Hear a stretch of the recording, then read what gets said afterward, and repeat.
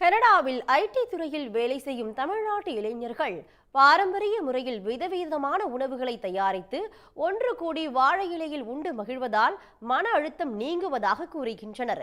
இதை பற்றி விவரிக்கிறது இந்த செய்தி தொகுப்பு.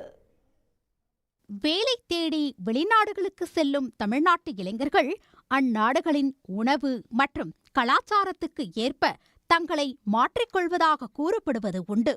இதற்கு கனடாவில் ஐடி துறையில் பணியில் இருக்கும் தமிழ்நாட்டு இளைஞர்களும் விதிவிலக்கல்ல. ஆனாலும் அவர்கள் தங்களின் பாரம்பரிய உணவு முறைகளை பின்பற்றவும் தவறுவது இல்லை.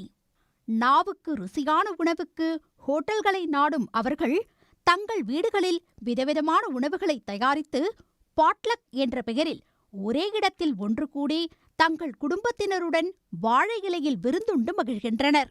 வருஷத்துக்கு ஒரு தடவை 2 தடவை வந்து நாங்கள் எல்லோரும் ஒன்றா சேர்ந்து அவங்கவுங்க வீட்டில் ஒரு டிஷ் 2 டிஷ்ஷஸ் செஞ்சுட்டு வந்துட்டு இங்கே பாட்லக் மாதிரி எல்லோரும் வாழையில போட்டு அதில் பரிமாறி சாப்பிட்றோம். அந்த மாதிரி once in a year R twice in a year நாங்கள் வந்து யூஸ்ஃபுல்லாக பண்ணுறது தான். இதற்காக வாட்ஸ்அப்பில் குழுக்கள் வைத்து எந்த தேதியில் யாருடைய வீட்டில் பாட்லக் என தீர்மானிக்கின்றனர். பிறகு யார் யார் வீட்டில் என்ன உணவு தயாரித்து எடுத்து வர வேண்டும் என்பதை பட்டியலிட்டு செயல்படுத்துகின்றனர். ஒரு ஃபேமிலியில் என்ன அவங்களால முடியுமோ அது ஒன்று எடுத்து வந்து கொடுத்து இப்போ எல்லாரும் ட்ரெடிஷ்னலாக சாப்பிடணுன்றதுனால வாழைலாம் வாங்கிட்டு வர வச்சுட்டு அதில் லைக் உட்காந்து இந்தியாவில் அப்படி தானே நம்ம பண்ணுவோம். ஸோ அது மாதிரி பண்ணி சாப்பிடலான்ட்டு.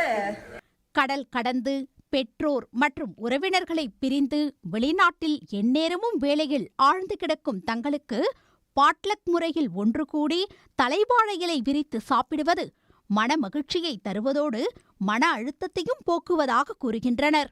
இங்கே யாரும் எதுவும் ஈகோலாம் பார்க்காம நல்லா ஸ்பிளிட் பண்ணி எல்லாரும் ஒன்றா உட்காந்து ஒரு ஃபேமிலி மாதிரி உட்காந்து சாப்பிட்றது ரொம்ப இருக்குது. இங்கே தனியாக இருக்கவங்கன்னு எங்களுக்கு ஃபீல் வந்ததே கிடையாது. எப்போவுமே இங்கே வந்து இவங்க இருக்காங்க அப்படின்னு எப்போவுமே ஒரு தைரியம் இருக்கும். நம்மளே பண்ணி இவ்வளோ வெரைட்டி சாப்பிட்றது கொஞ்சம் ஒரு புதுசான ஒரு அனுபவமாக இருக்கும். இங்கே அதுவும் இல்லாமல் நாங்கள் எல்லாம் பேரண்ட்ஸ் விட்டு ரொம்ப தூரம் இருக்கோம், நிறைய பேர் அப்படி இருக்காங்க.